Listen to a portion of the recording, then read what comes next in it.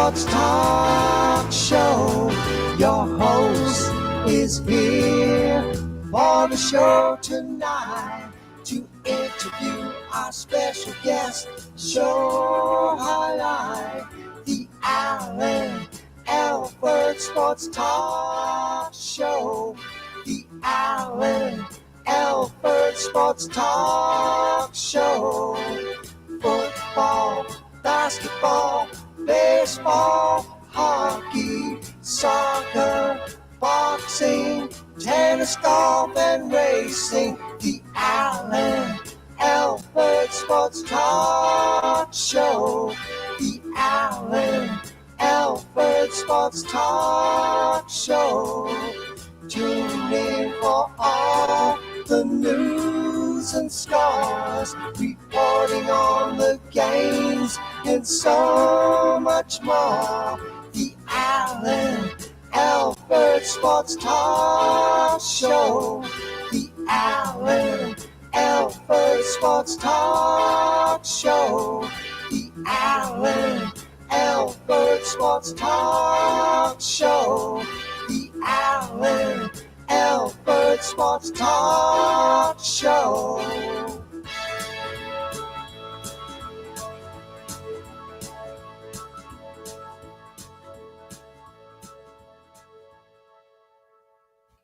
Welcome, everybody, to another great episode of the Alford Sports Talk Show.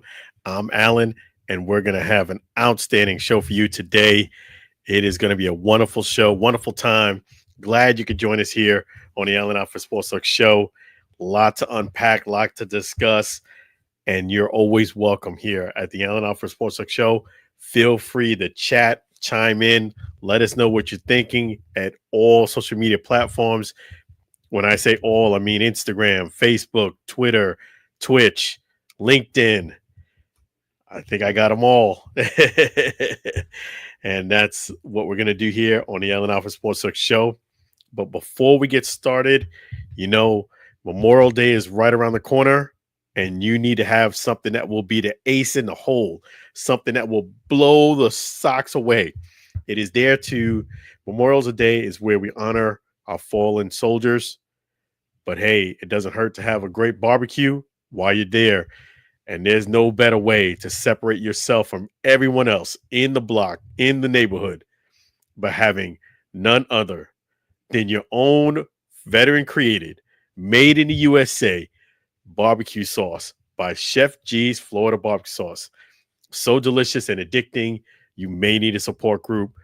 This has bourbon made with Dunamis premium spirits. Bourbon. It's made with bourbon right there. Dunamis bourbon. You have Florida Gold honey mustard right there in the center. And you have classic. This is some delicious sauce. You can't go wrong with it. It's veteran created, made in USA, made here in Florida. That's why it's called the Florida, Chef G's Florida Barbecue Sauce. So it is fantastic. Really want to thank Chef G's for being an outstanding sponsor here on the Alford Sports Talk Show. Thank you, Chef G's. You can get this beautiful, delicious sauce, which is so delicious and addicting. You may need a support group right there at 301 South 22nd Street, Tampa, Florida. If you can't come down to Tampa, it's okay. It's quite all right. Feel free to get it at flbbqsauce.com, flbbqsauce.com. And if you make a mistake, you type in Florida, you can get it there to floridabbqsauce.com. Both will work. flbbqsauce.com. Get yourself some delicious sauce. You can't go wrong. It is fantastic. All of the music you hear here tonight is made by Sam Scola Songs. You heard the intro by Sam Scola Songs. Now you're going to hear the next song. It is the Chef G's Florida Barbecue Sauce song here on the Alford Sports Talk Show. Let's go.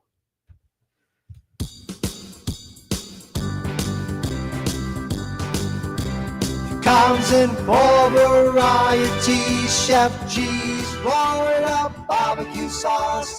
A natural flavor, Chef G's Florida Barbecue Sauce. Florida Gold honey mustard on burgers and ribs. tasty fusion on pork and sausage. Classic taste for chicken steak tips. A hot heat wave on meatballs and ham. It's a cookout treat. Chef G's Florida barbecue sauce. Serve on fish and vegetables. Chef G's Florida barbecue sauce. Chef G's Florida barbecue sauce. Chef G's Florida barbecue sauce.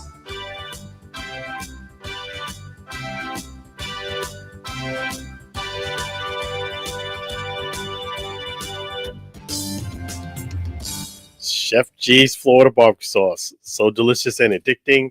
You may need a support group. Make sure you don't forget to visit my great friend Chef G's right there at 301 South 22nd Street, Tampa, Florida. If you can't come down to Tampa, it's okay. Visit him right there at flbbqsauce.com, flbbqsauce.com.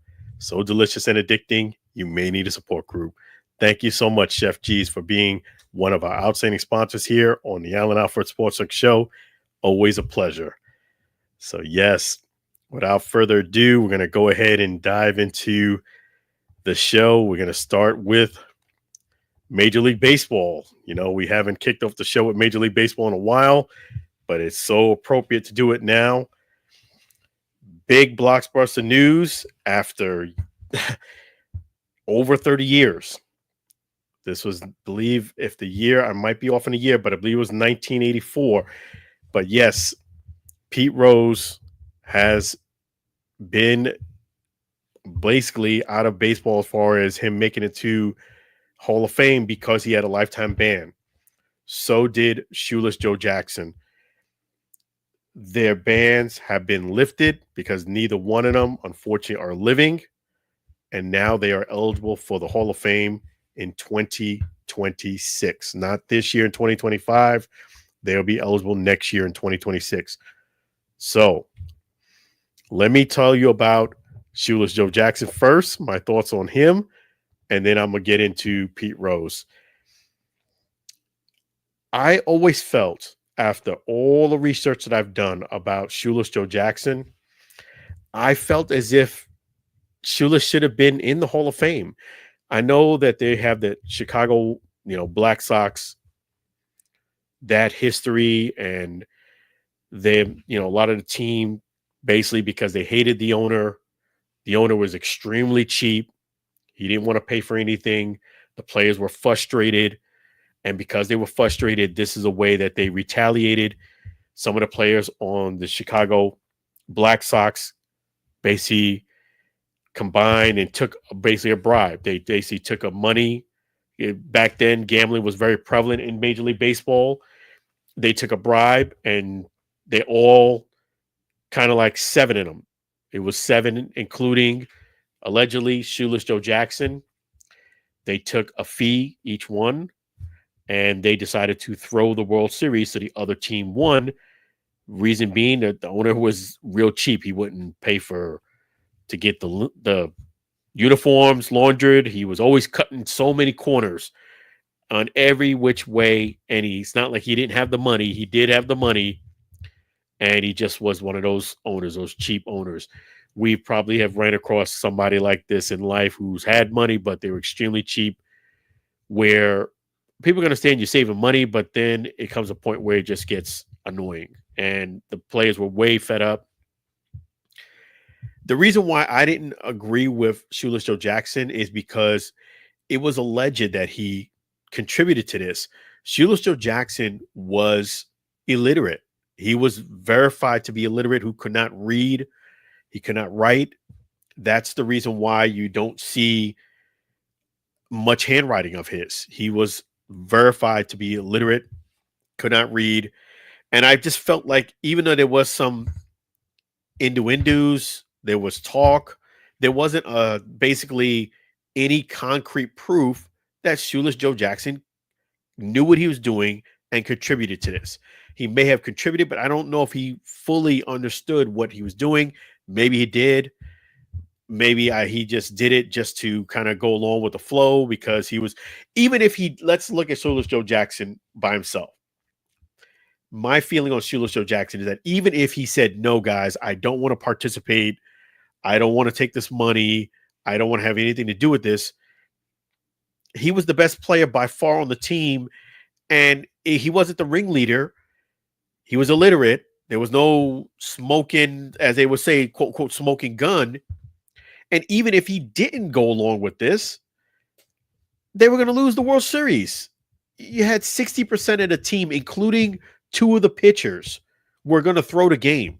So even if Shoeless Joe Jackson said, no, I don't want to have nothing to do with this, it really, at the end of the day, didn't really matter because the fate was sealed. The team was going to lose the World Series. And in this World Series, that's another thing that bolsters his case, is that he flat out balled out in this World Series. He was by far, in that time, kind of like when Barry Bonds had that breakthrough playoff series, he was like that version back then. And he balled out. He was the bright, shining star, the best player on both teams that series. It doesn't jive with me that he knew what he was doing and contributed. And that went on for years because it was hearsay. He did not get to be in the Hall of Fame. And I always felt like he should be because there was no concrete proof. I don't like to have somebody taking away their award or what they deserve when you don't have concrete proof.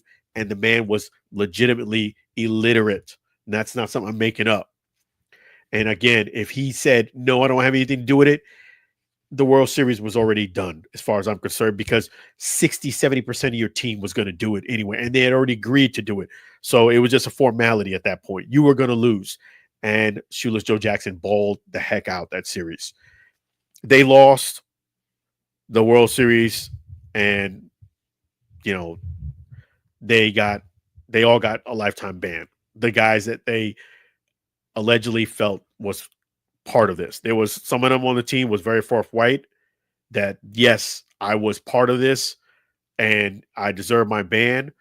Shoeless Joe Jackson was by far much better than all his teammates. So I always felt as if Shoeless Joe Jackson got a short end of stick on this, and I wish he would have gotten included in the Hall of Fame while he was still living. Because to me, I didn't see any all the research I've done, not just for this show. I had this discussion on this show about a year and a half, about almost 3 years ago, about Shoeless Joe Jackson. He just came in my spirit. I did some research on him, and I would have put him in. As far as Pete Rose is concerned, I hate to say it, but I knew this was coming, and Pete knew it was coming. They were going to put him in after he passed away. That was the lifetime ban. He's no longer living. Here was a way for you to kind of put him in without him enjoying it. And Pete kind of knew. And to me, I didn't agree with, I felt as if Pete's penalty, he should have, he definitely deserved more of a penalty than Shoeless Joe. And I did feel as if, because of as much as I really love Pete, I admire him, Pete Rose is he's hard-headed and he's stubborn. And, he kind of reminds me of somebody I know, I'm not going to mention a name, who's from Ohio, but he kind of took a bad situation and it made it 5 times worse by lying, being condescending. Then they said, okay, we'll let you. They gave him some grace after going years and years and years, said, okay, Pete, we'll consider you going back in, but you got to stop gambling on all accounts. And Pete wouldn't even agree to that. He was being stubborn and hard-headed with that as well. Like, you finally got your way. You have to kind of give him something, some compromise, somewhere in the middle to get you in the Hall of Fame. And he didn't do that. He didn't agree to that. So that set him back another 15 somewhat years. So, yes, I definitely agree that Pete should have served his penalty, and it should have been more of like of a penalty than anything Shoeless Joe Jackson should have gotten. But I felt after 15, 20 years of him being out of baseball, you made the point that was it. You made your point. He served, as far as I'm concerned, his penalty. You kept him out of the Hall of Fame, where he should have been a first ballot Hall of Famer. You kept him out of the Hall of Fame 15, 20 years. So he had to age 15, 20 years, in my opinion, and you should have just let him in at that point. Let him enjoy it. It meant the world to Pete. I felt the man served his penalty. Remember, this is the Hall of Fame. I believe Major League Baseball to a large degree is kind of hypocritical because they're treating people there like they're the second coming of Jesus, and nobody can meet up to that. That's a guy who never lived, who lived with no sin. Jesus and God, and Jesus is the Son of God. If you're going to compare to somebody like that, at some way, some form, you're going to fall short. That's just the harsh reality of it. In most cases, there are some exceptions to the rule, but yeah, if you did steroids, in my opinion, you cheated the game. That's flat out cheating the game. You put yourself in a position where your numbers are going to be inflated. Yes, you still need to have skill. Yes, you need to be good in order for you to hit a baseball. But I agree with what Jose Canseco has said. A lot of things I kind of disagree with what he said, but one thing he did say that was very intelligent, and I agree with, steroids will make you one level better. Meaning, if you're okay, you'll be good. If you're good, you'll be great. And if you're great, you'll be exceptional or legendary. It's going to make you one level better than how good you really are. That is one big part of taking steroids, and that is inflating your numbers.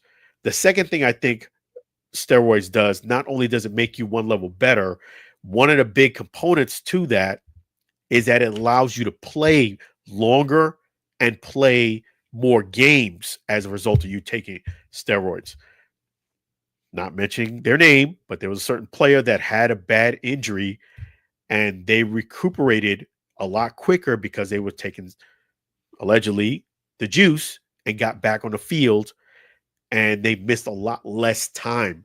So where guys might be breaking down and missing 30, 40, 50% of the season, you're able to make 80, 90, 95% of the games because you're on the juice. So it's twofold to me. Number one, it makes you one level better. Again, you still need to be nice. It's hand-eye coordination. You can't, if you take all the steroids in the world and you cannot hit a baseball, it's not going to magically help you hit a baseball. But if a ball where it's going to really help you is in your bat speed. If you swing, let's say, let's take an even number, 100 miles an hour, and because of age or strength, it slows down to maybe 98 or 98 and a half, because you got the juice, you're able to swing 101, 102, 103. You're able to increase your bat speed. And balls that you would normally maybe, get your bat head here, halfway, you're able to get that extension out there and hit the ball out of the ballpark. So that unequivocally will affect your numbers in a positive way. So yes, if you are on performance-enhancing drugs, yes, you do not deserve to be in the Hall of Fame. And I'll even go a step further with that. If you are really a Hall of Famer, you shouldn't need to take performance-enhancing drugs. You don't need to have 700, 800, 900 home runs to make it to the Hall of Fame. If people feel that you made 500 home runs and you did it clean, there was no shady business, and you earned it without doing steroids, you make it to the Hall of Fame. I'm just going to use one example. Allegedly, Barry Bonds is one of those players that is in the Mitchell report. Okay.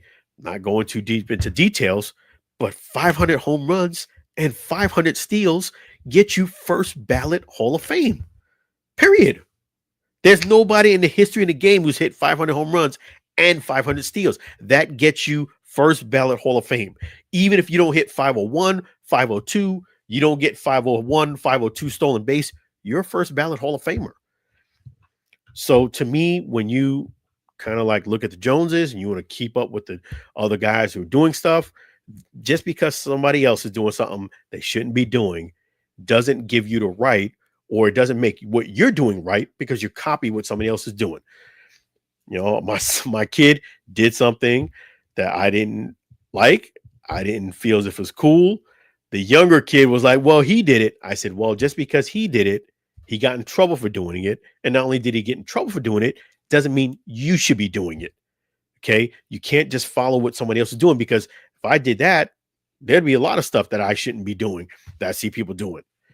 You know, you got to create your own path. And if you're using performance enhancing drugs, you don't deserve to be in the Hall of Fame as far as I'm concerned. And I agree with the penalty. I hate to say it like that, and there are some people on that Mitchell report, and there are some people who I really admire tremendously. But integrity is integrity. If you cheated the system, and people could tell if you cheated the system, you don't deserve to be in the Hall of Fame.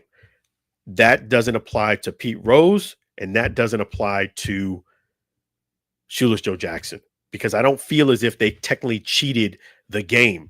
Shoeless Joe Jackson, again, as I stated earlier, they were going to lose the World Series. 60, 70%, two of the pitchers said they were going to throw the game. It really, whether he took money or not, they were going to lose that World Series, and they did. And there really wasn't any proof, and the man was illiterate, and he balled out that series. So it's unsure to me that he knew what he was doing. That we could debate another day, but Shoeless Joe Jackson deserved to be in the Hall of Fame 100%. Pete Rose deserved to be in the Hall of Fame with a penalty. I say 15, 20 years. He served his penalty. You should let him in. He didn't cheat the game. There's a difference. You may have bet on baseball. And if you go back in the history of baseball, see, this is one thing about baseball. It as much as I love the sport, there is a lot of hypocritical things that they do, that if you really look at the history and you know all the facts that are involved, that'll make you scratch your head. Baseball back in the days, used to have betting. It was one of the parts of the game. And yes, Pete should not have bet on baseball. It tells you that's one of the rules you cannot do. And again, he should have served the penalty, which I believe he did, 15, 20 years. And then you should have said, hey, he served this penalty. We're going to let it go. We're going to let Pete into the Hall of Fame. But needless to say, he's going to be in the Hall of Fame in next year. He's definitely going to get voted in. I don't see why, Shoeless Joe Jackson and Pete Rose are going to get in next year, 2026. With them being on a ballot, I just don't. I'm curious to see what percentage they end up with, because Shoeless Joe Jackson and Pete Rose are first ballot Hall of Famers. So let's see if they give them unanimous. We'll see. But I'm curious to see what happens. And guess what, folks? Speaking of first ballot Hall of Fame, I'm going to make the announcement here on the show. You're going to hear it first because you are, listening to Allen Alford Sports Talk Show. You're supporting the show. And I'm going to make it first and foremost that you hear this. The Allen Alford Sports Talk Show is going to officially return in 2025 this year to cover Cooperstown weekend. That is right. We're going to be back in Cooperstown to covering the Hall of Fame, the Allen Alford Sports Talk Show.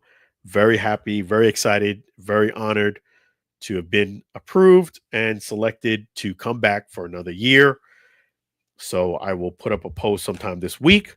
But since you are listening to the Allen Alford Sports Talk Show, I promised you that I'm going to go ahead and give you something as a surprise. And the surprise is the Allen Alford Sports Talk Show will return in Cooperstown in 2025, this July, to cover Cooperstown weekend. I'm excited to see Cece. I'm excited to see, my man Ichiro. I'm excited to see all of the Hall of Famers that are going to be inducted in 2025. I should have had the list right in front of me with all the players, but I will definitely be talking more about this a lot more. In fact, let me pull the list up right here to give the men their props. And this is definitely It's going to be awesome. I'm glad to, yes. So, yep, we have here Ichiro, as I mentioned, Suzuki, CC Sabathia, Billy Wagner, Dave Parker, and Dick Allen. There we go. Dick Allen, Dave Parker, CC Sabathia, Ichiro Suzuki, and Billy Wagner. Congratulations to all men. And I'm excited to see them all and cover the Cooperstown weekend. There's more that I'm going to tell you about that a bit later, but for now, that's what I'm going to tell you. So that's awesome. Also in baseball news, the Tampa Bay Rays, they went ahead and made it official. They're going to sign a 1-year contract for Evan Longoria. He's going to retire as a Tampa Bay Ray. And you know what? That is outstanding. And that is a major, major accomplishment for not just Evan Longoria. It is a major, major accomplishment for the Rays. For you to retire as a Tampa Bay Ray, something that, you don't hear that too often. That's just, the Rays, they don't typically hold on to their players, too long because of financial restraints. I'm not trying to say anything real negative, but that's just the reality of the team. It's it's a smaller market team. And when I saw that, I was so happy for Evan Longoria. That man deserves to be, a Tampa Bay Ray. I'm sure they're going to have the June 7th is going to be the ceremony. Let me give you some of his Rays stats. Rays leader of 1,471 hits, 3 times Gold Glove, Rookie of the Year.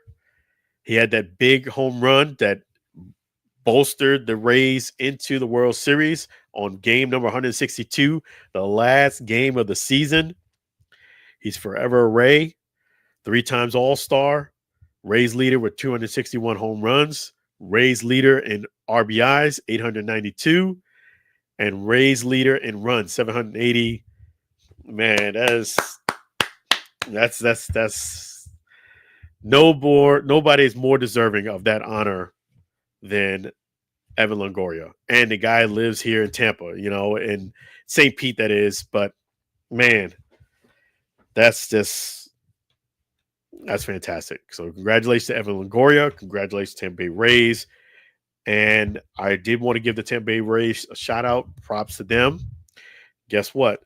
We're making progress here at the Allen Alford Sports Show. We count our wins and we take them with a grain of salt, and we appreciate them tremendously. From here on in, the Allen Alford Sports Show is blessed and honored to now be included in the Tampa Bay Rays press releases. I got that notice this week. So guess what? You will get more details when press releases come out from the Allen Alford Sports Show immediately. You don't, from a person who covers a lot of different sports, it's very difficult for you to put out press releases when you're not authorized to get them. You can kind of take things from the internet, of course, but it's warming to your heart and you feel more assured when you share something that you got directly from the Rays.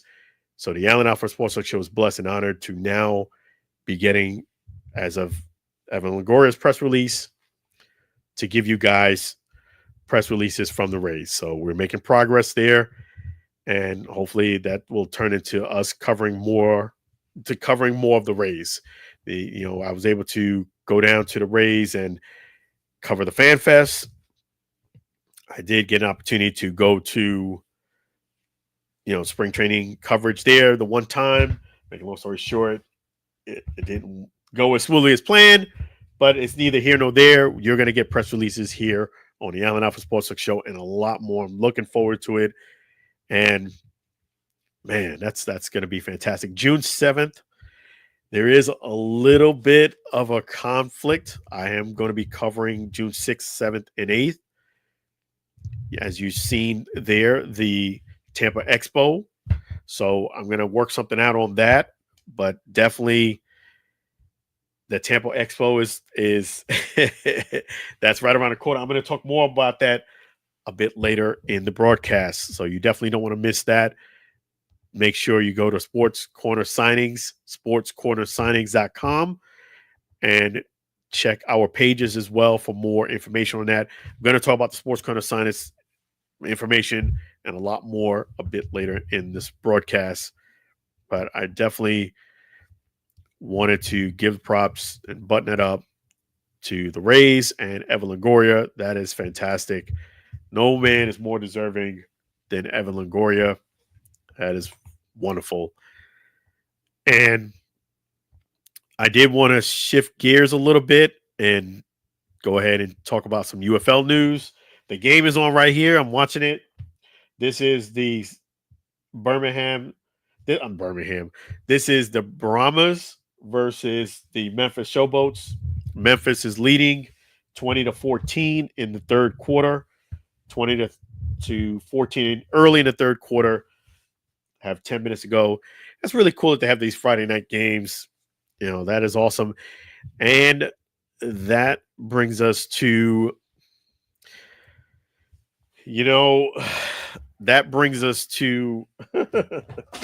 whoops. That brings us to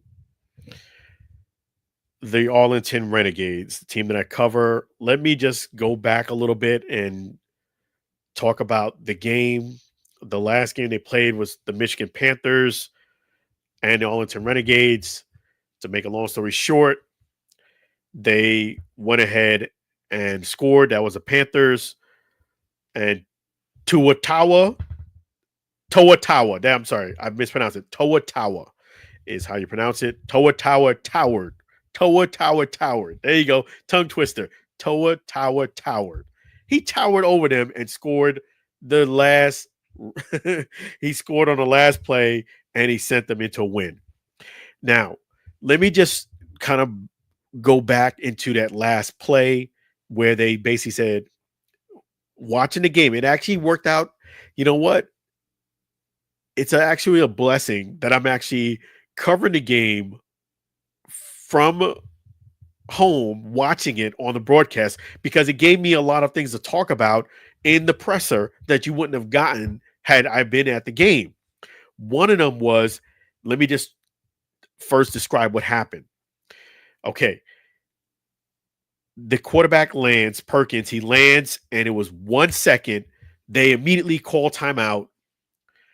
And the broadcast is saying, and the Renegades win. The Renegades win the game. It's all over. But I could clearly hear in the background, because it wasn't, it's not St. Louis. I could clearly hear in the background the announcement they're making on the field. And what the announcer is saying on the field, this game is not over, folks. This game is not over. There's still time on the clock. This game is not over. They immediately, as the broadcast is saying the game is over, I could clearly hear in the background. It wasn't so distant so you couldn't hear it. It wasn't muffled. I could clearly hear in the background the PA system in the stadium, them saying this game is not over. And they said it immediately. So while he's going in, the game's over, the Renegades win. This game is not over is what you're hearing on the thing. And I knew I'm going by what the PA announcer is saying. This game's not over. He landed at 1 second. They gave him the 1 second. And they gave him another opportunity. So basically gave him another play. Toa towers in and wins the game. My feeling on this is this. Okay. I feel as if most games, if you really look at most games and most sports, baseball, football, hockey, basketball, if you really look at it, it usually doesn't come down to one play. It's usually plays that you made or didn't make throughout the game that leads into a play that if you don't have this player, if you don't make it or you miss it, the game is over. To me, I can understand why the refs were hesitant to say the game was over. It was 1 second on the clock. It was maybe half a second. It was very close. Watching it live, watching the frames that they had on the screen, it was very close. And I could see why they were hesitant to say the game was over. Because the reason why I think they didn't want to say the game was over, because it would have ended somewhat in controversy. They had a timeout. They could easily say you didn't grant us our last timeout where the guy had a second. So I can understand that. And the Renegades had another play. You could have stopped Toa from towering in, and you didn't. And on top of that, I kind of agree with Luis Perez said. You could have held on to the ball longer when you had as an offense. You could have, on a defensive end, stopped them. Because I felt as if the Michigan Panthers made it a lot closer than they should have. What I mean by that was I didn't agree with a lot of the clock management on that drive. I felt like there was a timeout they should have called earlier, which by not calling a timeout, you took off about 25, 30 seconds off the clock. And I understand they were trying to not give any more time to the Arlington Renegades. But by doing all of that, you almost shaved off too much time for yourself.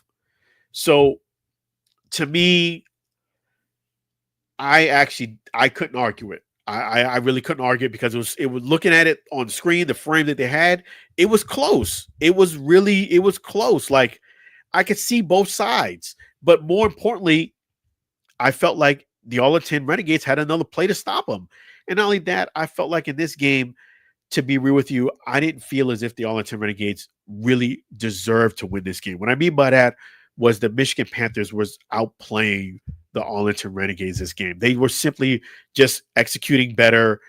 They were making plays. They were moving the ball. I just felt as if they were like a notch better throughout the whole game than the Renegades. Some shining stars in the Renegades. Sal Cannella and Tyler Vaughns. They had a lot of yak yards, a lot of yards after catch. But when you really look at the whole totality of the game, to me, the Arlington Renegades just didn't do enough to win the game, aside from that last play. And it went down to that last play, but it was kind of split in hairs. Did they have a second? It's half a second? They gave it the benefit of doubt. They let him run one more play. You could have stopped Toa. You didn't. Toa towered over you. He scored. And yes, you're going to look at the last play, but you can look at a lot of plays that the Arlington Renegades just didn't get done. Some of the problems that the Arlington Renegades have this season is, number one, they're not closing out teams. They're not giving them the knockout punch. They're letting teams hang around.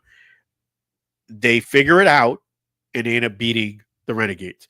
Another thing the Renegades are lacking, they're not only not scoring in the red zone, that's a big component. You're 1-24 on your possessions. You scored one touchdown in 24 straight possessions. And that record would have stayed intact if they didn't score a touchdown this game, but they did. On top of that, their running game has been pretty stagnant. So you're not running the ball effectively. You're not scoring in the red zone. And on top of that, you're turning the ball over a lot.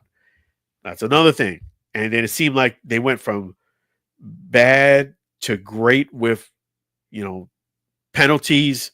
And now they kind of recessing, going way back the other way, another direction, just making penalties, playing undisciplined football.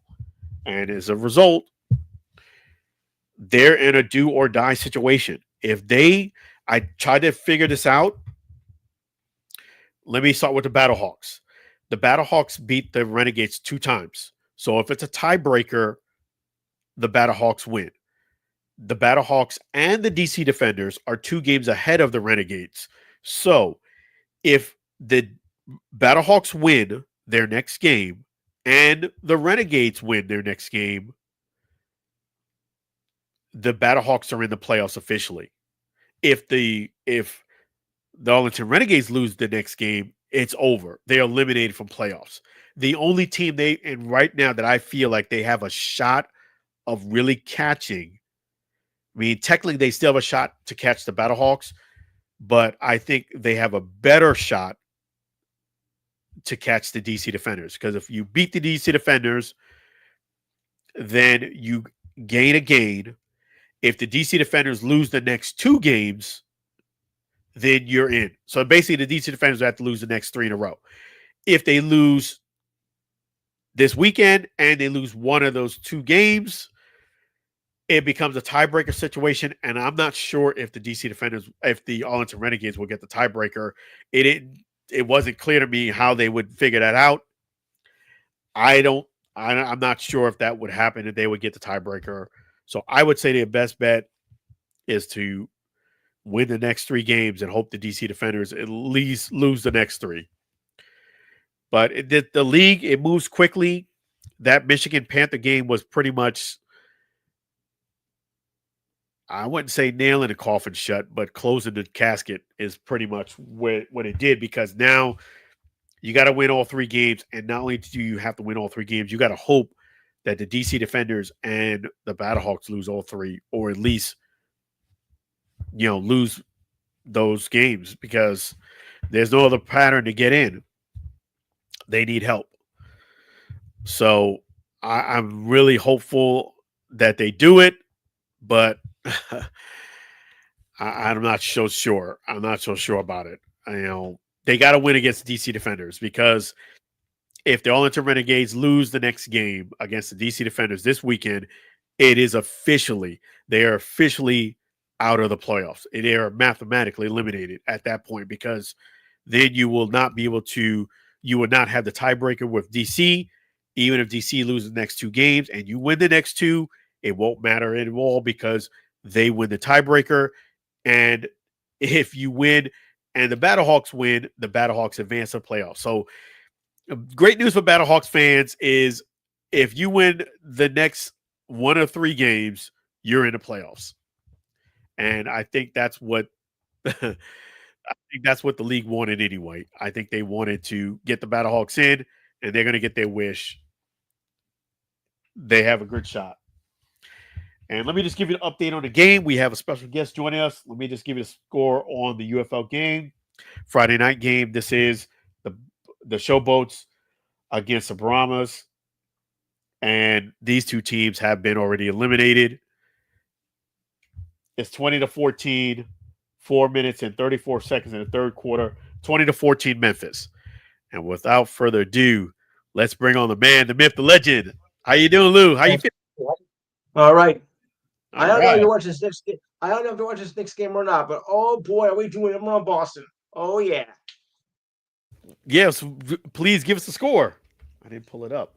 Well, I hope if you're a Celtics fan, you might want to sit down because it's that bad. 104-68. This game is over. Yeah, that's a wrap. 104-68. Let me in fact switch that to NBA news now. My man Lou gave you guys an update. So that is fantastic. How happy are you as a Knicks fan? Oh, thrilled. I can just do it now. You'll excuse me for a second. Even though it's not official, but we beat Boston.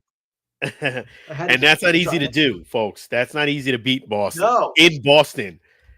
I mean, if you to beat Boston in Boston, that is fantastic. Twice. Yeah, that really, to me, after the ultimate choke. Yeah, that really, to me, really did the series right there. Losing those two games, and then you had the bad injury.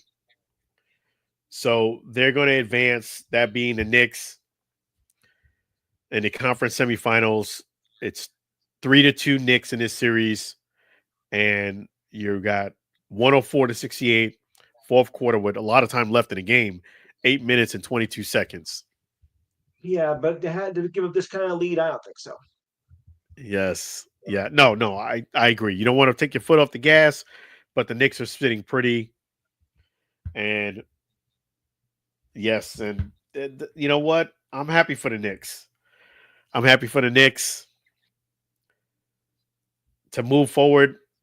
You know what? I think the Knicks would have had a championship if it wasn't for Michael Jordan. I know that. Yes.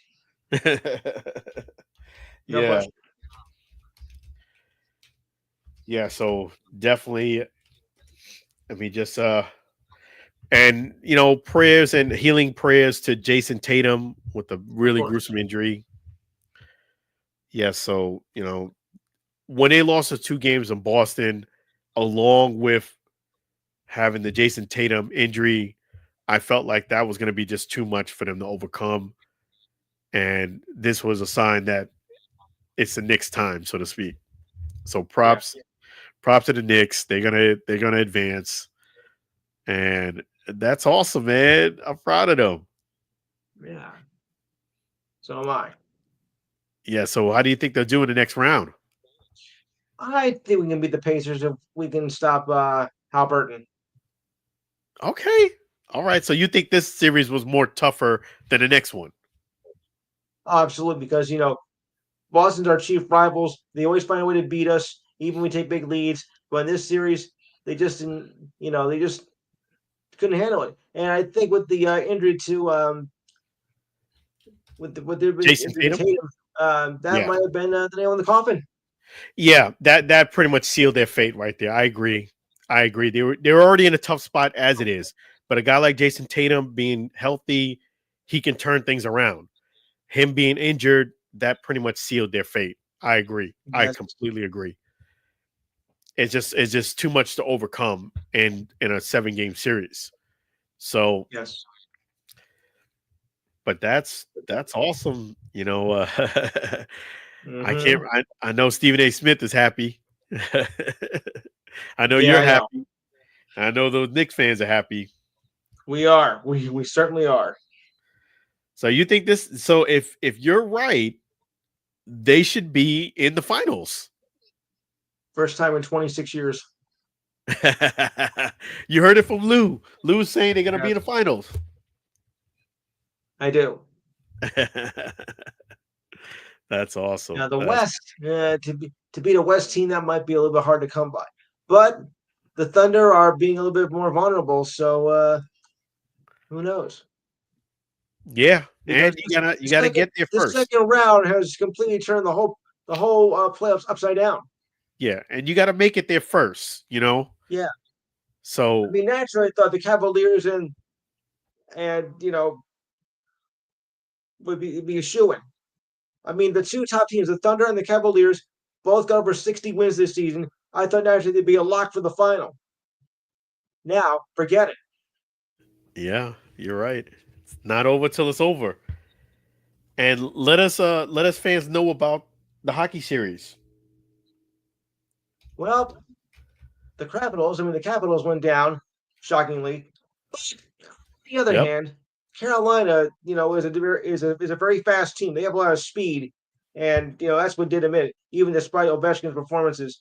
So I would have thought it would have been better if they would have been a better match if we played in the conference championship round than the second round, because now the Eastern Conference is just going to be a crashing bore. Really, I thought it would bring much more excitement if we had the top two teams playing in the conference final. I mean, the seeding needs to be changed, if you ask me. I don't think you should have the two top teams in the Eastern Conference playing the second round. That should have been saved for a final. I mean, I think they had to, figure out how to reseed the whole thing all over again. I really do. Because I think you cheat the fans out of a good conference final. Yeah, that's a very good point. You're exactly Yeah. right. And just to give the fans an update on the score, we have the Toronto Maple Leafs facing the Florida Panthers. The Florida Panthers are up 3-2 in the series, but in this game they're down 1-0. The Maple Leafs are leading 1-0. Period 3 with 6 minutes to go. So this game's not over. Nope. Yeah, so they got to do something. So we have Carolina won their series. Edmonton won their series. Dallas is leading 3-2. There'd be another big shock if the Jets lose tomorrow. That'd be another big shock. Yeah, tomorrow 8:00. Yeah. So, well, you had the ABC One game at least. Yep. So I think this would be very well received. Yeah. I mean, yeah, they want to give ABC One game, but look who you got. Yeah. The Jets and the Stars doesn't make for a big big viewership, to be honest with you. Well, it's still the playoffs and it's still hockey. I know, but look, hockey, unless it's not like one of the major teams from like the major four in this country, it's going to be kind of minuscule because nobody around here is a Winnipeg Jets fan, and Dallas isn't much of a fan base when it comes to hockey. That's a football town, not hockey. Yeah, you're right about that. Dallas loves So, themselves some football. so it's gonna be very little watched. Yeah. But Yeah. I know one thing that's happening this weekend that's going to be fantastic. That's going to be the Lou Enhanced Sports Show. What do So you tell mean? us what's cooking. All right. Yeah, we'll cover the hockey and basketball playoffs. I'm going to cover the draft lotteries, which are now because I'll bring in complete. So we'll do the hockey and the basketball lottery picks. Some were not too thrilled about some of the draft lottery picks, saying it's a ruse. Draw your own conclusions on that. Yeah, we'll preview the Preakness Stakes tomorrow. Sorry we can't get the winning result, but that'll happen after I get off the air. PGA golf, the PGA tournament, round 3 tomorrow. Opening week in the WNBA. Can't forget that. Yeah. MLB and of course UFC WWE with Steve. Your thoughts and comments, which of course are always welcome. Sports trivia with Diane. The ridiculous sign of the week. I think I got a few of them. This week in sports history, and of course the good news story of the week. So remember, it's 512-543-4662 from 4 to 6 p.m. That's Eastern time tomorrow.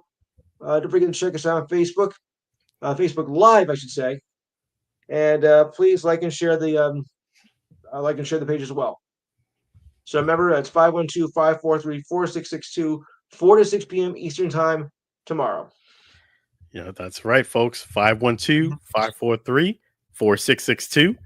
512-543-4662. The Enhanced Sports Show, starring my man right there, Lou. Type in YouTube Enhanced Sports Show, and it's Saturday between 4 and 6 p.m. Eastern Standard Time Zone. He has a fantastic show. That's what we do here on the Allen Alpha Sports Talk Show. We support others, and definitely Lou is the man. Appreciate you, Lou.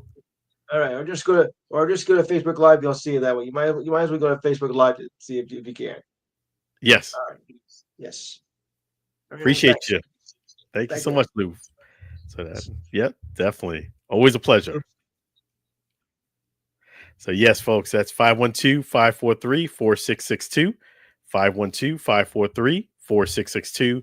Lou from the Enhanced Sports Show. Make sure you check him out. That's fantastic. Yeah, so I'm going to go ahead and talk about the NFL. Let me go ahead and switch some gears here. Talk NFL and props in the NFL too for giving the Allen Alford Sports Show, Allen Alford Sports Talk Show, the media communication, so we get a chance to see the schedule and talk to you guys about it. Let me talk about the international schedule. Man, if you want to travel and go to a game, now is your time. Now is your time to do it. You know why? Because renew that passport, get it fresh and ready, because, man, they have some really nice international games. So let's start with, let me take a look here. Friday, September 5th, 8 o'clock p.m. You have in Corinthians Arena, the Chiefs versus the Chargers, Sao Paulo. So that is going to be an awesome way to have some fun. And you also have the Minnesota Vikings versus the Steelers. That's going to be fantastic as well. Croke Park, Dublin, September 28th. That's awesome. London, Tottenham's Hotspur Stadium, October 5th. That's going to be a day after my birthday. Yep. There's going to be the Vikings. Wow, the Vikings get to travel twice. It just dawned on me just now. Yeah, they get to travel back-to-back weeks in international play. So they'll be in Dublin on September 28th. A week later, and Sunday, October 5th, a week later, October 5th, they're going to be playing in London against the Browns. So you will get a chance to hopefully see, the number 5 draft pick Shedeur Sanders in London. This will be really cool. So, yep. And then you have continuing in London a week later. So London's going to get 2 weeks in a row of games back to back. Same stadium, Tottenham Hotspur Stadium, October 12th. This is going to be the Broncos and the Jets. Continuing on in London, but this will be in Wembley Stadium, October 19th. This is going to be, let me just take a look here. The Rams against the Jaguars. And then Sunday, November 9th, you're going to have in Berlin, Olympic Stadium, you're going to have the Falcons versus the Colts. Falcons versus the Colts. And last but not least, in Madrid, you're going to have Bernabeu Stadium. The Commanders are going to face the Dolphins. So, yeah. All of the games except for the first international game, which is Friday, September 5th, that is the only game. The Chiefs versus the Chargers, the very first international game, is the only game, folks, that is on a different day. Friday, which kicks off the international series, it's on a Friday night game, the Kansas City versus the Chargers. That's the only Friday night and different game as far as schedule than the others. The other 6 games are all on Sunday. So it's a total of 7 games. The first game is Friday. The remaining 6 is on Sundays. So, and the reason why I say it's on Sundays, being as international, it might play it on a Saturday. It's the NFL. But yes. And if you do want to see these games, 6 out of the 7, all of the Sunday games are on NFL Plus or NFL Network. NFL Network or NFL Plus. So if you don't travel, NFL Plus or NFL Network, you can see them. The very first game, which is the Kansas City game, the Friday night game, you can see that on YouTube. So it is going to be awesome. It's going to be awesome to have that schedule. And that's awesome. Let me go ahead and give you guys a little bit more schedule. Let me pull this up here. Let me just make sure I have it. Okay. All right.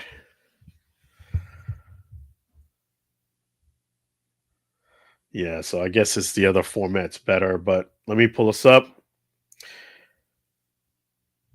And since we'll discuss with the Bucks, the preseason starts August 9th. Titans versus the Bucks. The very next game is the Bucks versus Steelers. Again, another preseason game. The final of the 3 preseason games, only 3 preseason games now. Bills versus the Buccaneers.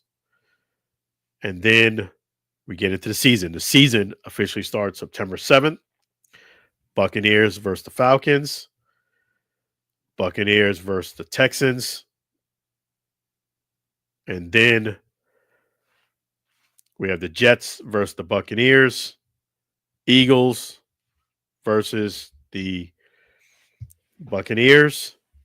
Buccaneers and Seahawks. 49ers and Buccaneers.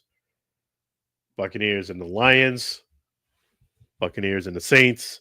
Patriots and Buccaneers. Buccaneers and the Bills, so they come back later in the season. And Buccaneers and the Rams. Cardinals and Buccaneers. Saints and the Buccaneers. Buccaneers and Falcons. Buccaneers and Panthers. Buccaneers and Dolphins. And Buccaneers and Panthers. Let me just take a look here, something here. I just want to bring this up here. Okay.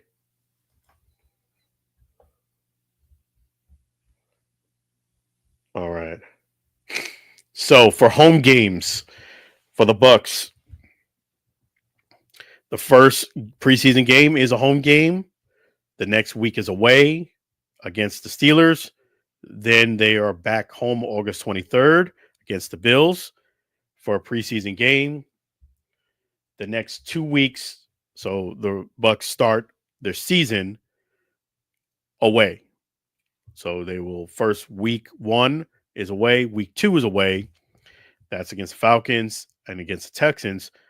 But their next 2 weeks they're home. That will be the Jets. Will be week 3. So if you're going to come out to Tampa Bay Stadium, the Raymond James Stadium, you're going to see the home opener will be against the Jets, September 21st. The week after that is the Eagles, and that will be game 4. Then they go out to Seattle against the Seahawks. It's a nice little flight. Then they're going to be playing at home San Francisco. So San Francisco is going to be coming in, playing at home. The next 2 games in October are going to be away, which is going to be the Lions. The Saints are away. The week 9 is the Bucs bye week. So they get a bye week on week 9, kind of mid-season.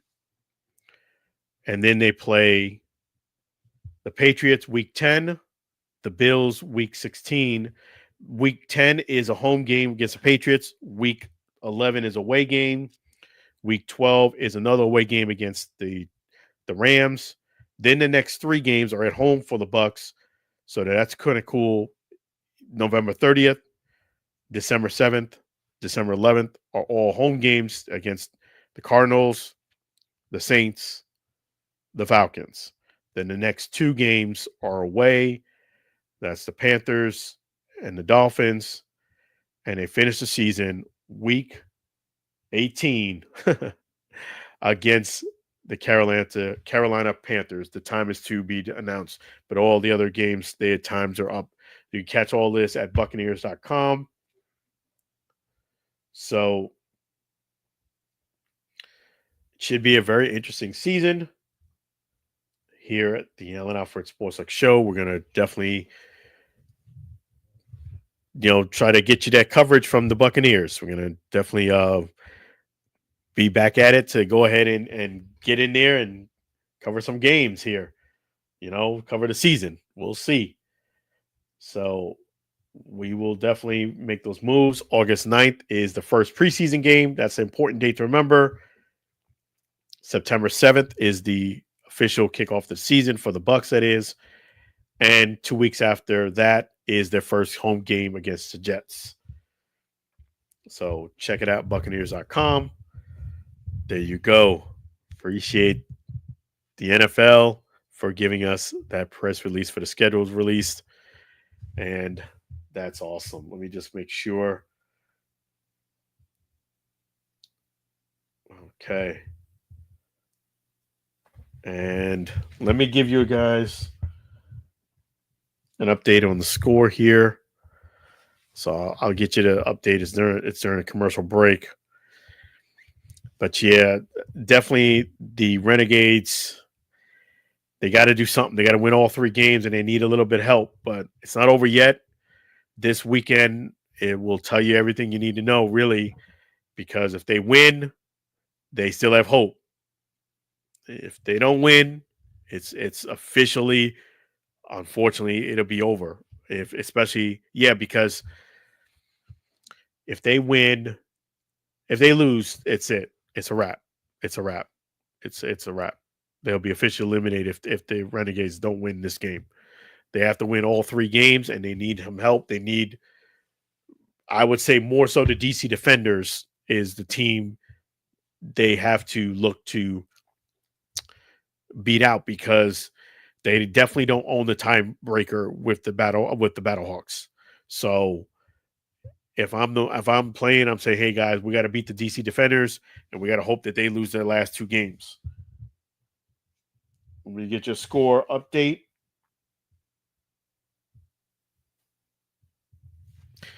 Yeah. And you could tell why, unfortunately, these 2 teams, the Brahmas and the Showboats, why they kind of lose games is because they make a lot of undisciplined moves. If you want to do great in football, the main thing about it is it's controlled aggression. You have to be in control of your mental state at all times. It's controlled aggression. And you got to be thinking, hey, should I really push this guy when he's a foot out of bounds? Maybe you should just let it go to get a little dig in there. You should let it go because that's 15 yards. 20-17, Memphis, 10 minutes and 40 seconds left in the game, and the Brahmas are driving. So I did want to say something else, which we had the great Lou come in. Guess what, folks? You can renew your season tickets early, and you get some special perks and bonuses by doing that. Whether you're a Renegade fan or another fan of another team, guess what? Go to theufl.com, and you can go ahead and renew your season tickets. The reason why that's really cool is not only do you get an opportunity to renew and get some nice, great perks and benefits, which I'm going to go over in a minute or so, that means the UFL will be back for a third year. Yes, a third year. That is correct. It'll be a third year for the UFL and year 4 it'll be year 4 for the XFL, UFL, I guess you could say. Danny Garcia, The Rock, as well as Redbird Capital, their ownership. It'll be year 4, but year 3 of the UFL, because they had the XFL in 2023. No, I'm sorry. I'm getting the years mixed up. This is the second year of the UFL. They had the XFL the year before. So the XFL, you had the UFL for 2 seasons. This would be the third year of the UFL in 2026 and the 4th year of the Danny Garcia, The Rock, and Redbird Capital regime. There you go. Yes. That's right. 4, 2025. Yes. So, yes, that is correct, because in 2023 is when Luis Perez won the XFL championship. That's 2023. 2024, which was last year, the Stallions won. This year's to be determined.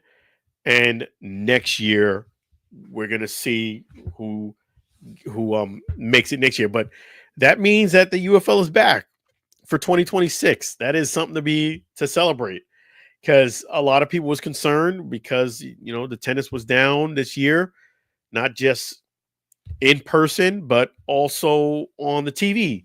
It's encouraging, though, that they are going to have it back for another season. What I would like to see is more support. You guys coming out to more games and more support. More support as far as social media, share the information that you get, like and comment. Like, comment, share when you see something else that you think is really cool from the UFL that they're sharing or your team is sharing. Go to the game, bring a friend, tell your friends about it, tell your coworkers about it, and just keep on doing what you're doing. Where I think the league they need to keep doing what they're doing. Pizza Hut night, things like that, all those things. More events in the community, more meet and greets, more special guests, coming through. We had Puka Nakua came by, just the Arlington Renegades game. We need more of that, more people showing up. And yeah, and I would even say this. The Rock knows a lot of people. Bring some people that are actors. Bring Jack Black. Bring bring them by. Yeah. Bring some of your actor friends. They don't have to be just sports. I mean, there's some other people I'm gonna name drop a little bit that you should bring by. Yeah. Bring by Kevin Hart. Bring by, the Jumanji crew. Yeah, bring them all by.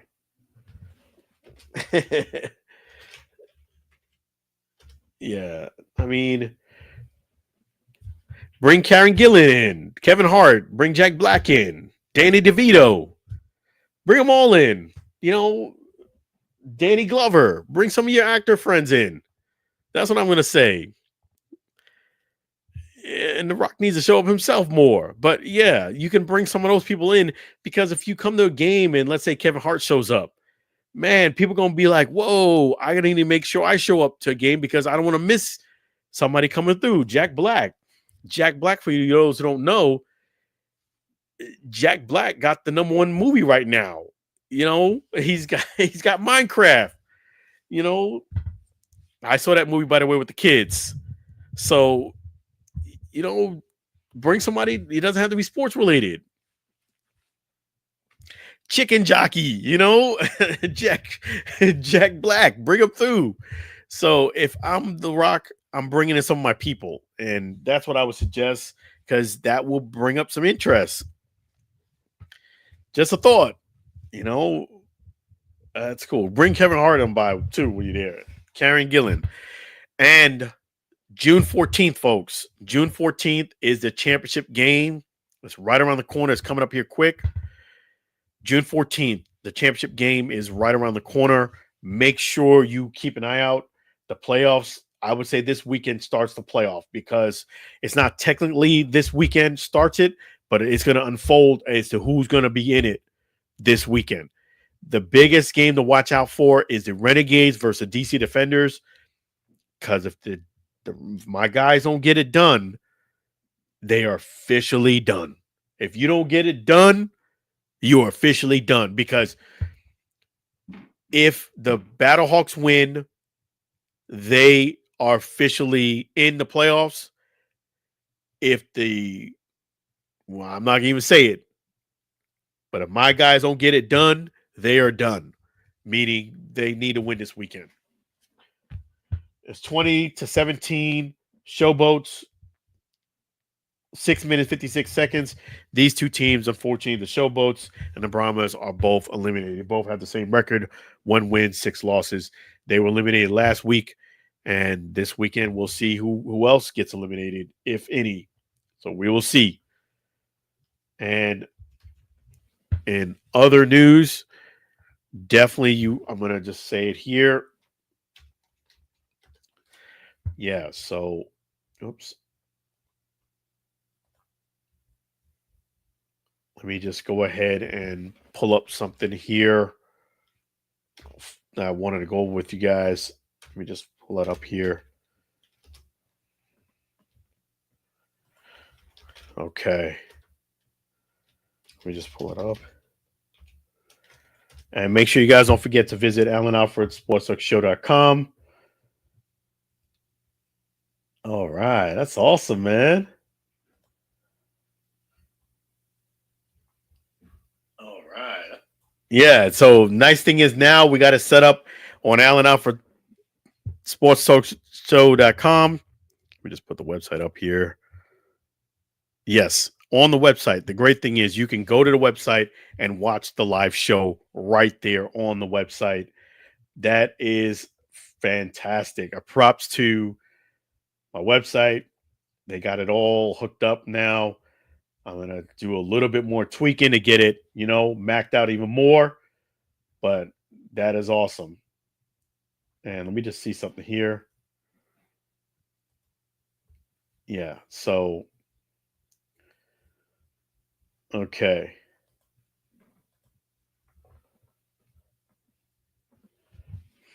Okay, let me just pull it up here on my phone. For some reason, I think it's not cooperating with me. But I did want to talk about this really cool event we got coming up here on the first weekend of June. Let me just take a look here.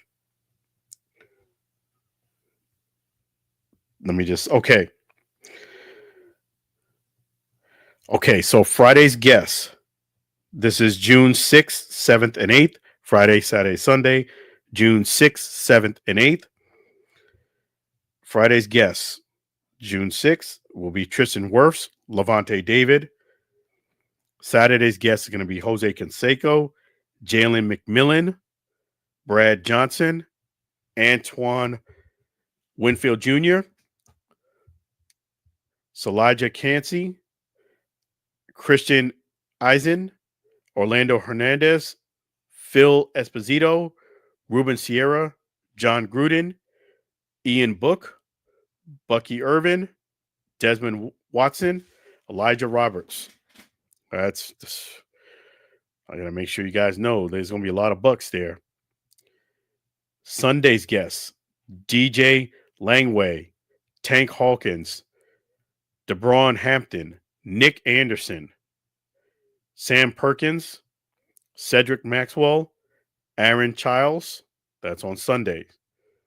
So also, direct access guests, the Hanson brothers from Slapshot, Stuttering John Melendez, Howard Stern Show, Tonight Show, Michael Papelbon from Spider-Man, Shane Shane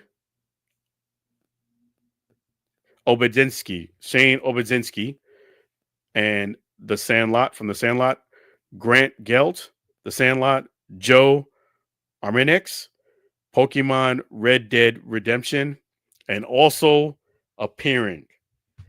This is another announcement. Also appearing is going to be who the Allen Alford Sports Talk Show is officially the manager of the Fan Man. The Fan Man, the Tampa Bay Ray super fan. Here on the Allen Alford Sports Talk Show, we partnered up between me and the Fan Man. And the reason why I did not post this up is because we needed to have the Fan Man on the flyer. Fan Man really wanted to be on there, and I made sure his name was on here because he was upset about it, and I can understand him being upset. And it is on there, so I'm going to share this flyer with you guys. In fact, since you guys are here, let me just see here. I'm going to try to get this up for you guys right now. You guys are awesome, man. Let me see here. I'm going to work on getting this here. Okay.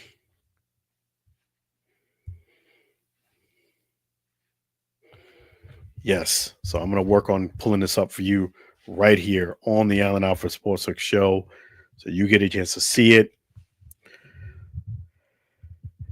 You deserve it. So, hey, let me go ahead and do that and work on that for you. And this is going to be awesome. So I'm going to go ahead and pull this up for you guys right now. Yeah.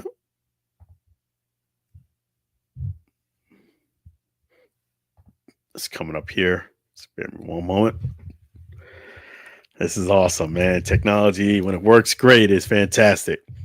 It works. It's something real special, man. But yeah, I'm gonna pull this up for you guys. Let me see here.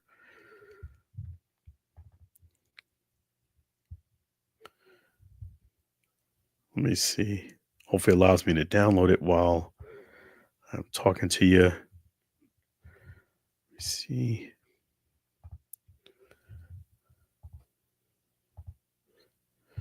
Okay, let's see here. It's not allowing me to download, I guess, because I'm on live, but I'm going to still work on this and do it another way. Let's see here. Okay. Yes.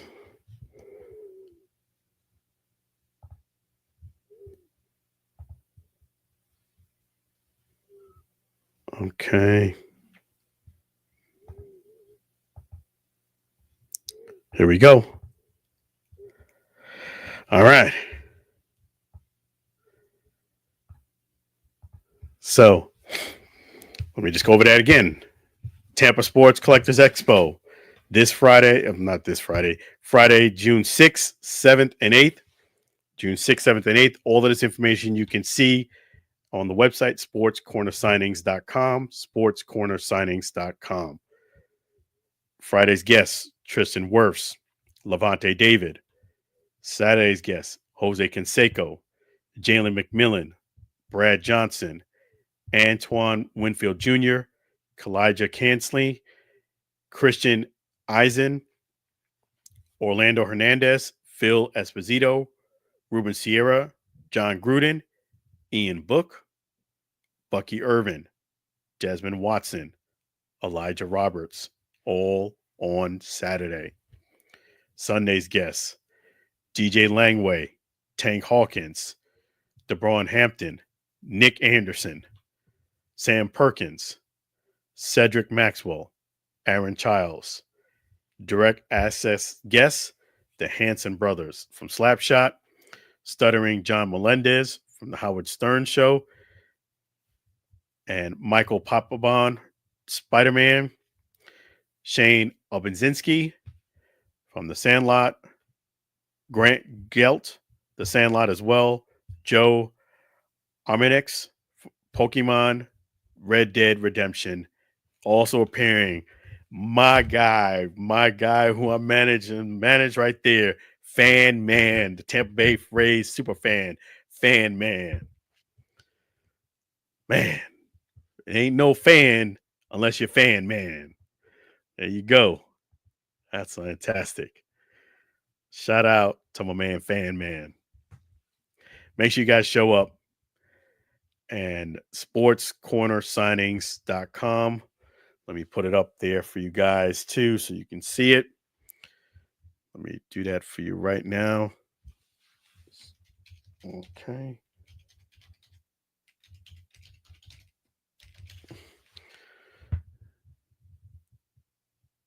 Oops.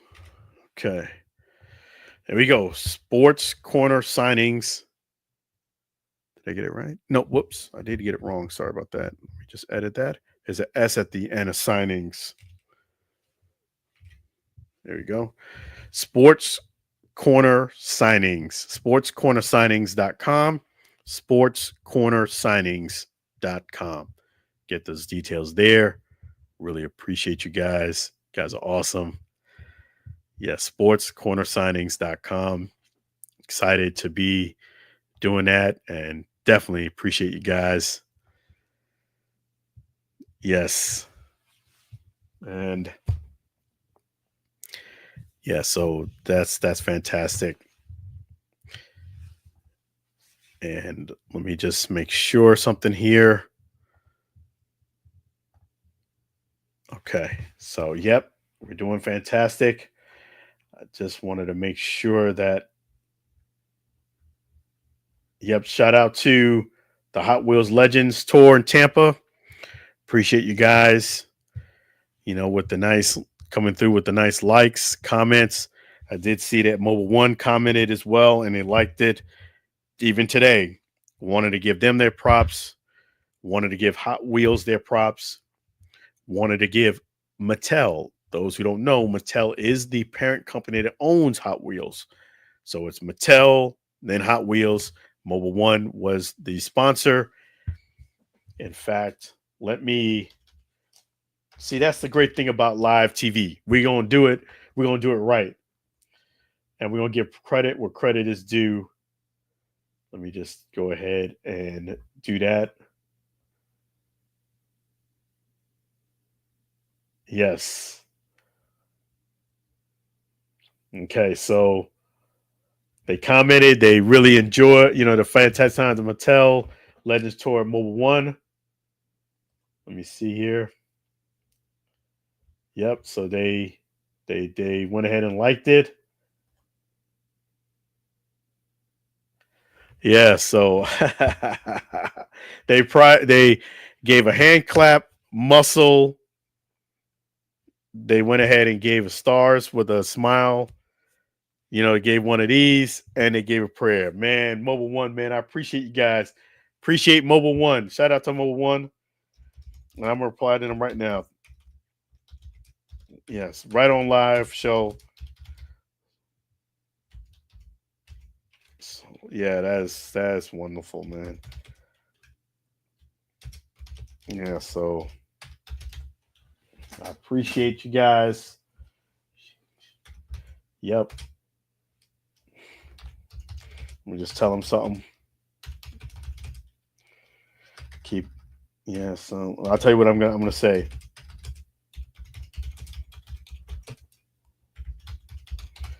So I said, Mobile One, thank you so very much. Mobile One, the company, Mobile One. I tremendously appreciate you. Keep up the great work. Awesome. And I'm gonna reply with some emojis too. See, that's the thing. We appreciate you here on the Allen Alford Sports Show, and you know, definitely, I want them to know that we appreciate them as well.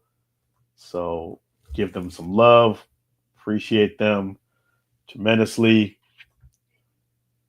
and give them a love. And we don't hate on here on the Allen Alford Sports Show.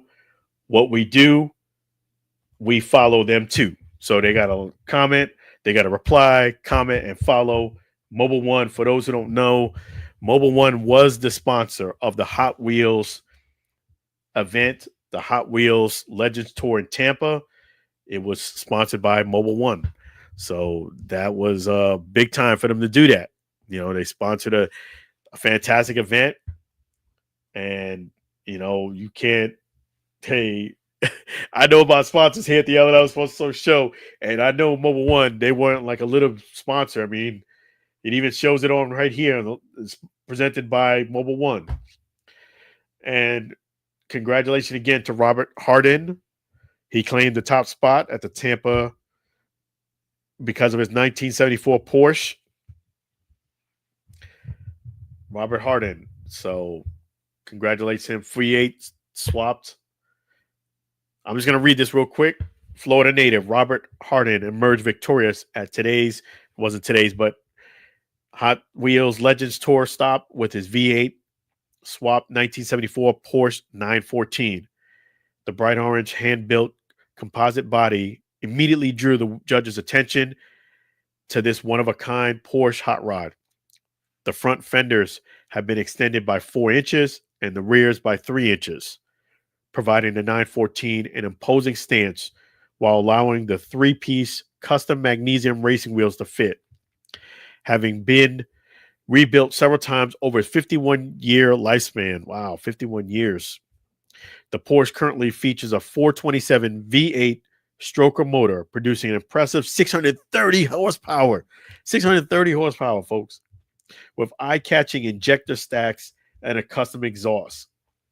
Additionally, Hardin fitted the 914 with the coilover suspension setup and the brakes for a more modern Porsche Boxer S to improve its handling ability and stopping power. Wow, that's a lot.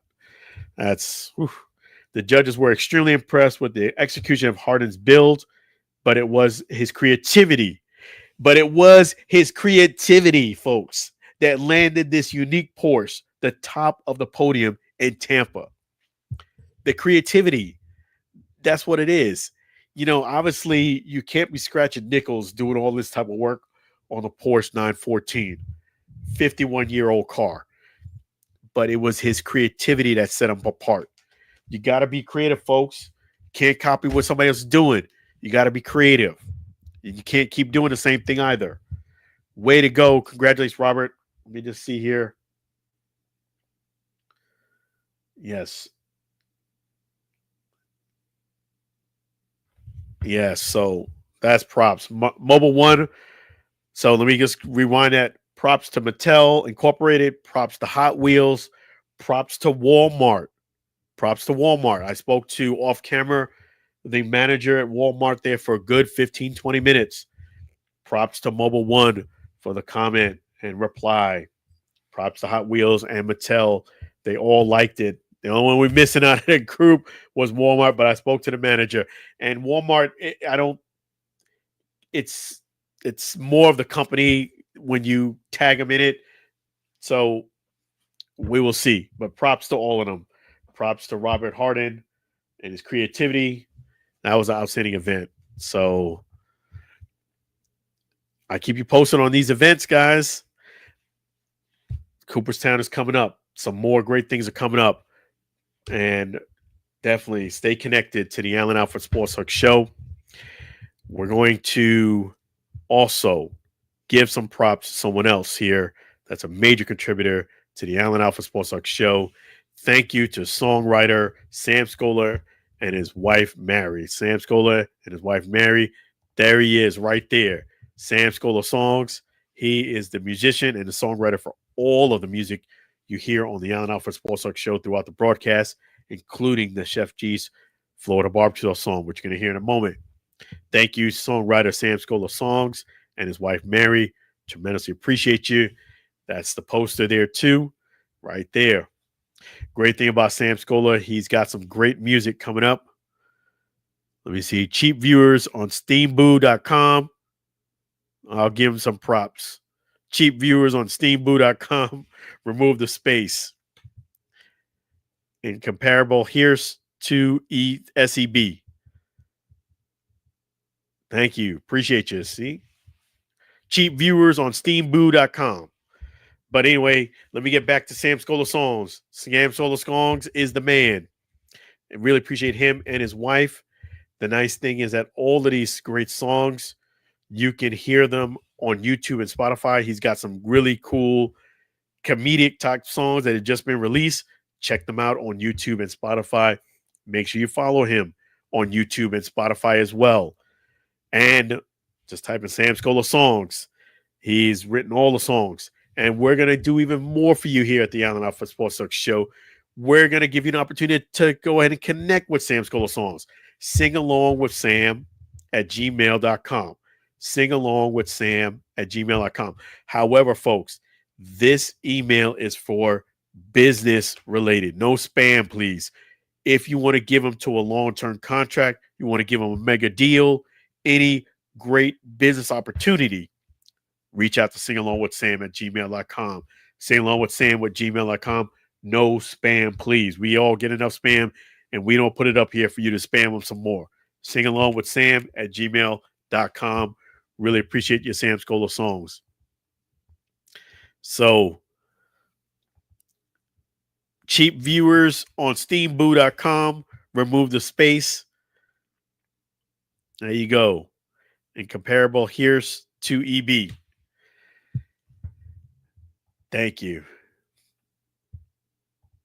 And we got a lot more going on here at the Allen Alford Sports Talk Show. I got to thank you guys. I got to thank your support, the likes, the comments, the follows. We tremendously appreciate it here on the Allen Alford Sports Talk. You have no idea. It is fantastic. You know, I'm really blessed to have this show because the lives that we touched and the people we get to meet, the positions that we get a chance to get into, the spotlights that we give to people, just remarkable. Oh, let me give you an update on score. 20-20, Memphis and San Antonio. They're going to go into overtime. This is going to go into overtime. You believe that? Both teams, props to them. Both have been eliminated since last week, 1-6, but they're not giving up. This game is going to go into overtime on Friday night. So, speaking of UFL, you know I'm going to be there. You know I'm going to be there. I'm hoping the Renegades are one of those two teams that are there. But Allen Alford will be in the house in St. Louis by hook or by crook. I'm going to be up in there. So, that's coming up. Some other great things are coming up. More things this week. Make sure you keep an eye on the social media.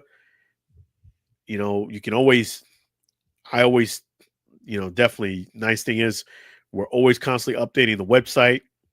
And the great thing about it is you can go ahead and really get a lot of details right there. We update it as quickly as possible. AllenAlfordSportsTalkShow.com. AllenAlfordSportsTalkShow.com. And let me see here. Don't forget to subscribe to Allen Alford. Facebook is Allen Alford Sports Talk Show. Instagram, it's Allen Alford. and X, it's Alan Alford _. X, it's Alan Alford. AlanAlford.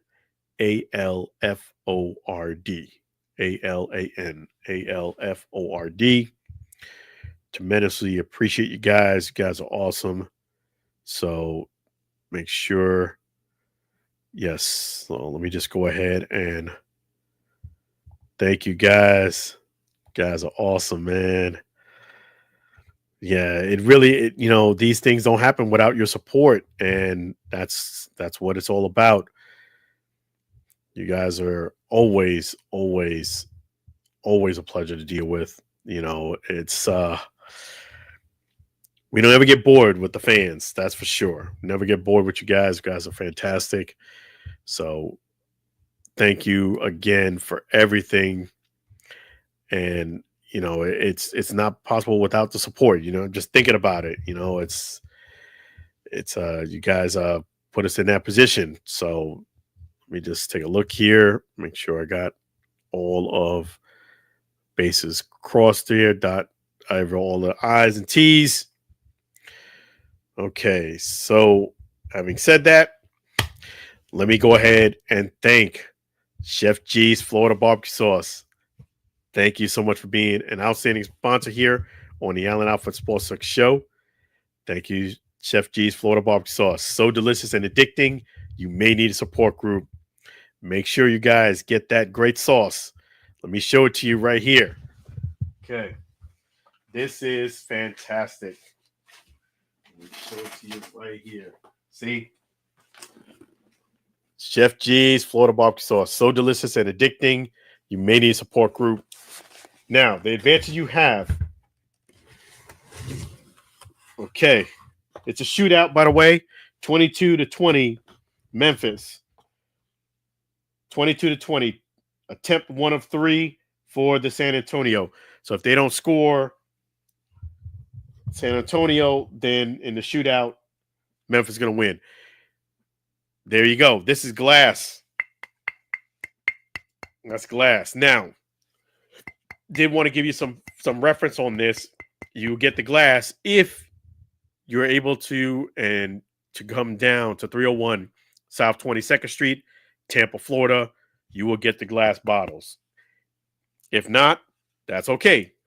Come on down to FLBBQSauce.com. FLBBQSauce.com. You will get definitely the same great sauce, but it will be in plastic because it's being shipped.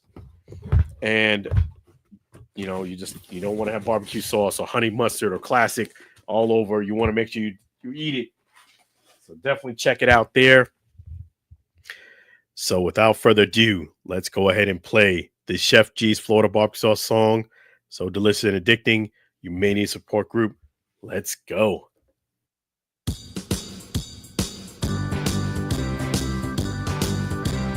Comes in four varieties. Chef G's Florida Barbecue Sauce, a natural flavor.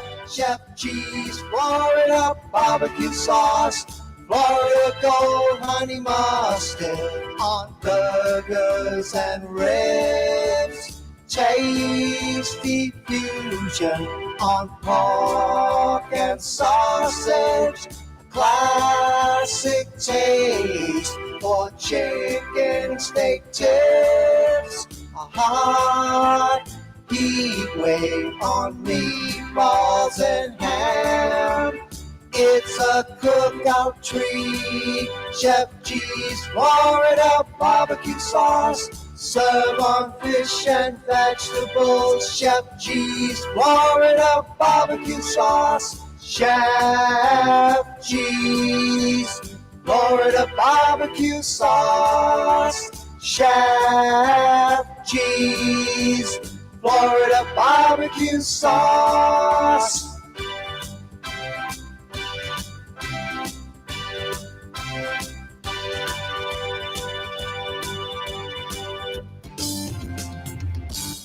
Chef G's Florida Barbecue Sauce.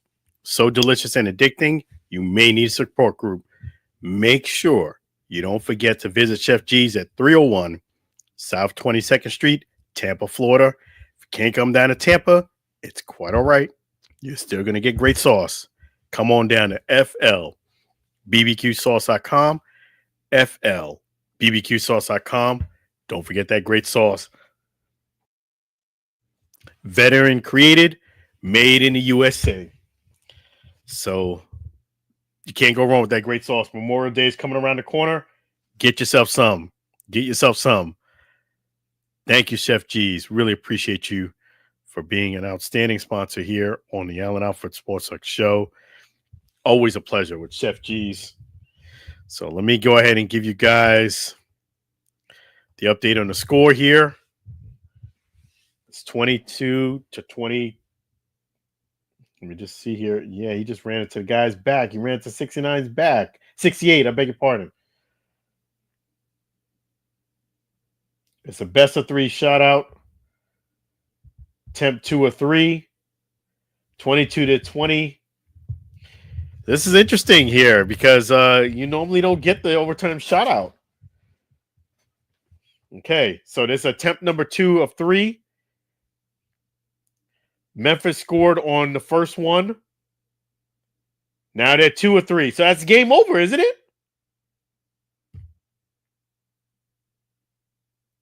It got to be game. Because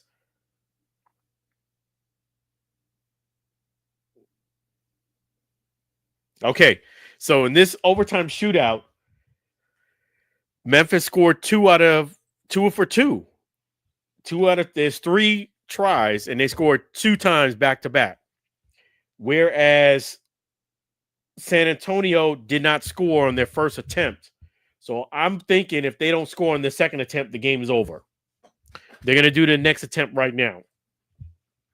Let me just put this up here. They're going to do the next attempt right now. So let's take a look here. 24-20. If the San Antonio doesn't get this attempt right here, I think the game's over. This is attempt number 2 for San Antonio, and they got it. Guy was wide open in the back of the end zone. Kirkland. How do you leave that guy that wide open in the back of the end zone?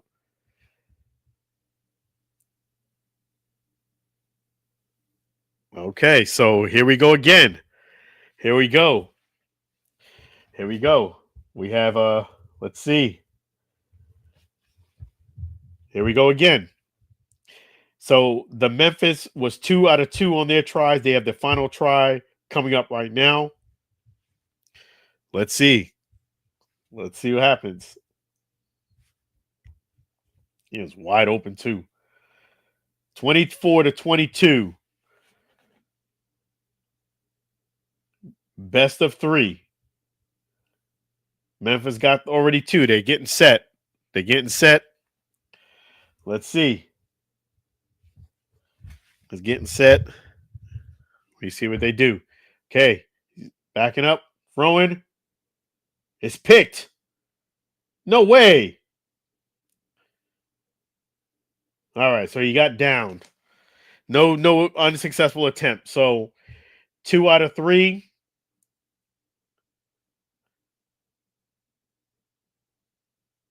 I don't know why guys like to just hit guys and they don't wrap them up. You know, that's dangerous when you just hit somebody and you think they're going to go down. They might bump off of you.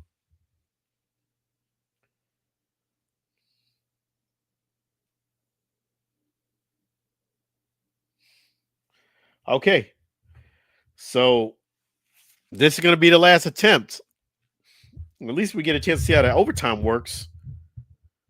This is different. This is the third of best of 3. So it's the last attempt. So far, Memphis got 2 out of 3. The Brahmas got 1 out of 2. This is the third attempt.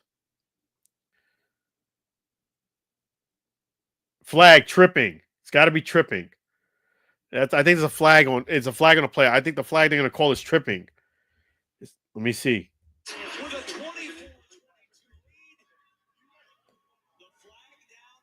Tripping.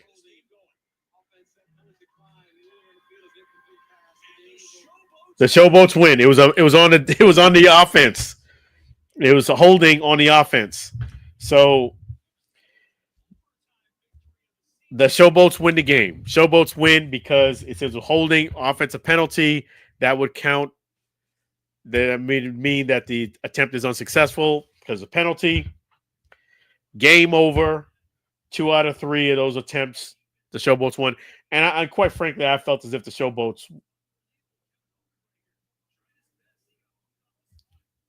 Yeah, I felt as if the Showboats really outplayed the Brahmas in this game. No offense, but they really, to me, were the better of the two teams. And it came close down to the wire, and not always the best team wins, but I felt they were the better of the two teams. This is calling for what I see. I haven't watched a lot of their games this season, that being Showboats and the Brahmas. But just watching this game, it just felt as if the Showboats were a better team, better all the way around. Yep. So they win in overtime. It's a shootout, best of 3. Whoever has the best of 3. Memphis made 2 out of 3, and the Brahmas made 1 out of 3. So they scored 1, they didn't convert the other one, and they got a penalty on the third one. So 1 out of 3. You don't see too many shootouts there, so that's awesome. So they're doing. Jim Turner is doing the post game interview. It came out to be an exciting game, and everything with the Showboats as well as Brahmas both being eliminated. And that being pretty cool. So that was awesome. Yeah, so that's a wrap. The game's over. I didn't want to leave you guys on a cliffhanger because the game was almost over. So Memphis wins. Yeah. Memphis wins. So, yes, folks, really appreciate you guys. I hope that you guys all have a great weekend. Be blessed, be well. A lot more things coming up here on the Allen Alford Sports Talk Show. Stay connected. Stay tuned in. Stay locked in on all social media. Really appreciate you. And definitely be blessed, be well. Have a great weekend. Take care. Be blessed. And bye for now. Same bat time, same bat channel. I'll see you again.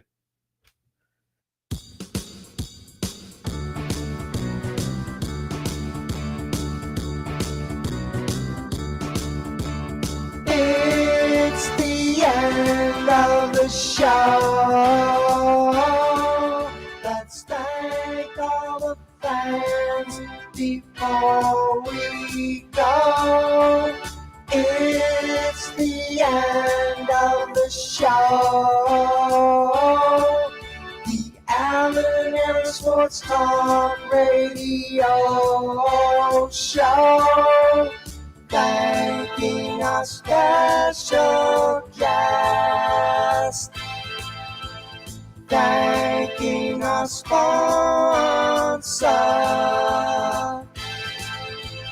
It's the end of the show.